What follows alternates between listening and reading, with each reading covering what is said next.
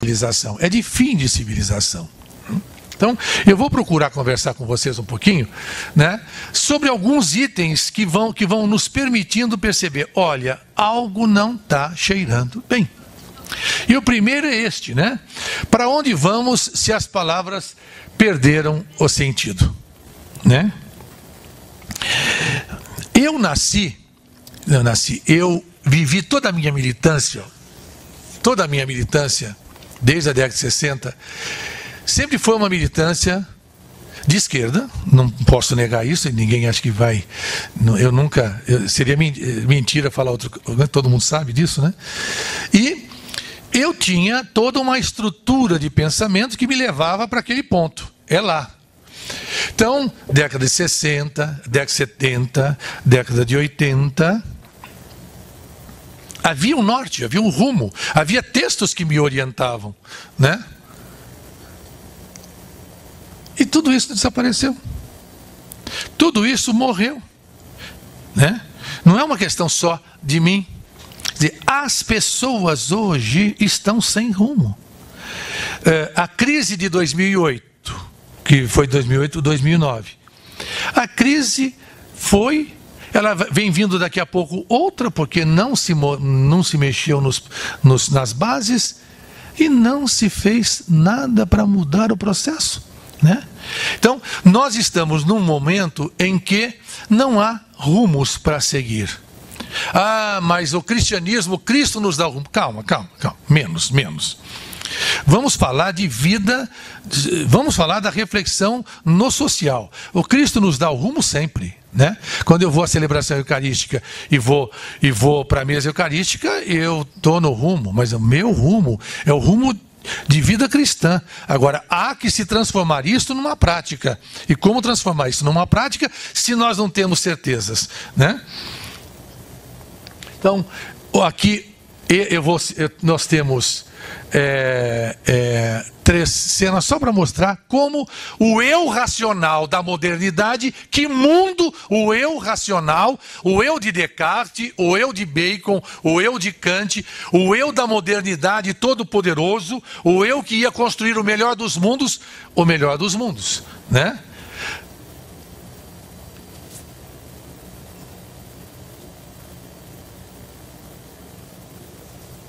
Na verdade, quando nós passamos para a segunda metade do século XX, começamos a perceber, principalmente a partir da década de 60, que todas as promessas deste homem fantástico, que estava munido desta razão fantástica, que ia construir o melhor dos mundos e que ia instaurar o paraíso terrestre aqui, este homem, este eu, não é homem, né?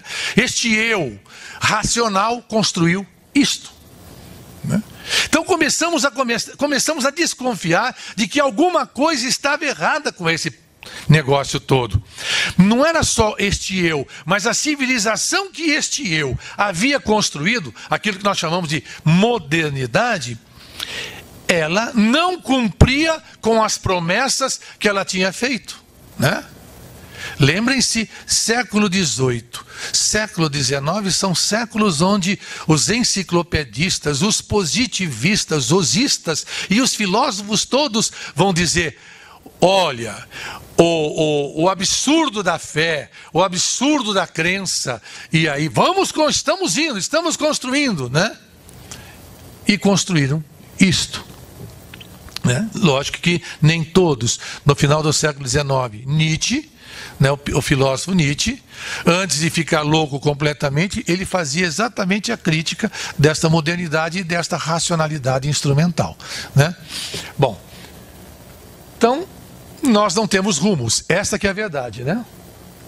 Os grandes sistemas, nós temos aí alguns sistemas que morreram. O liberalismo demonstrou-se assassino, genocida. O comunismo foi pelo mesmo rumo. Então, qual que é? Consumamos. Então, a sociedade do consumo, né? Quando eu estou abalado, eu vou ao shopping Dom Pedro e lá eu consumo. E se eu não conseguir consumir, eu vejo todo mundo consumindo, eu já sinto que o mundo está bom, né? sonhos, onde estão os sonhos?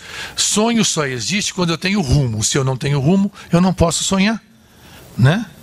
Então, esse é o primeiro problema grave. Nós perdemos o sentido. Portanto, vamos consumir, né?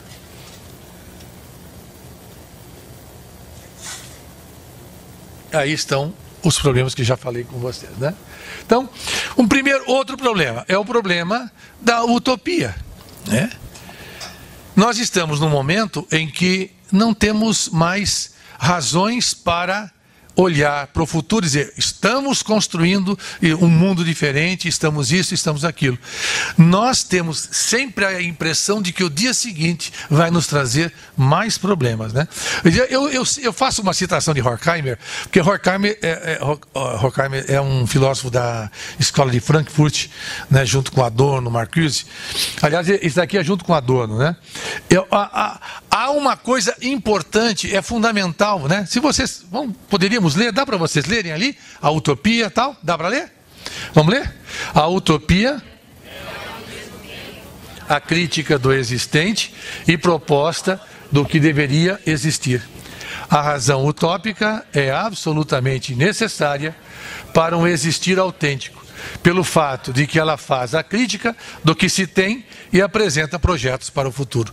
A razão utópica que ele trabalha é isto. A razão utópica não me permite ficar no hoje, mas ela me joga sempre para o futuro, como se eu, na esperança de sempre encontrar a felicidade, o bem, etc, né? E a razão utópica é absolutamente necessária, porque ela faz a crítica, mas me coloca num outro patamar de busca. E o que nós estamos vendo hoje é que a utopia desapareceu, né? O neoliberalismo, inclusive, dizia, é assim que tem que ser, né? Depois nós vamos ver alguma coisinha mais sobre isso, tá? Então, aí você tem algumas coisas que a gente vai coletando ao longo dos tempos, né? Então, por que propor e acreditar em grandes projetos para a humanidade se aqueles que nós propusemos foram grandes fracassos, né? Por que ideais de justiça e igualdade se o homem é o lobo do homem, né? Na verdade, é o que muita gente diz, eu convivo num ambiente que às vezes dizem isso, né? Olha, tem que vencer. Se não vencer, vai ser vencido. Então, o que enfiar a espada no outro, o mais rápido é aquele que vai vencer. Esse é o mundo, né? Então, o século XX é chamado o século do fim das utopias, né? E uma sociedade sem utopia é uma sociedade sem esperança. Então, aí vem a questão do mercado, que nós agora estamos tentando refletir. Existe a possibilidade de um mercado socialmente necessário?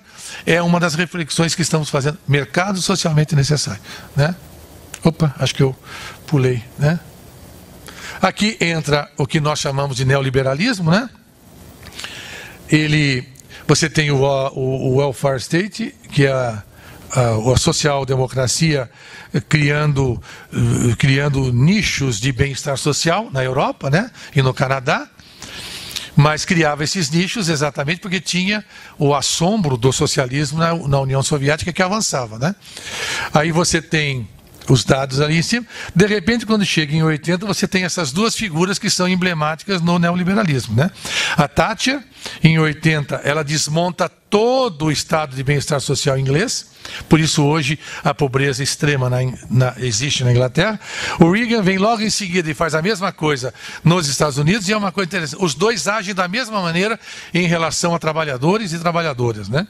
Então, você tem uma década de 90, que é isso aqui. Aumento da pobreza, desemprego em massa, doenças que tinham desaparecido voltam. O crime organizado, agora, leiam, por exemplo, o Manuel Castells tem uma trilogia, Sociedade em Rede. É fantástico, ele diz, um dos imensos poderes hoje no mundo é o crime organizado, em todos os sentidos. Armas, tráfico de pessoas e de órgãos e narcotráfico. É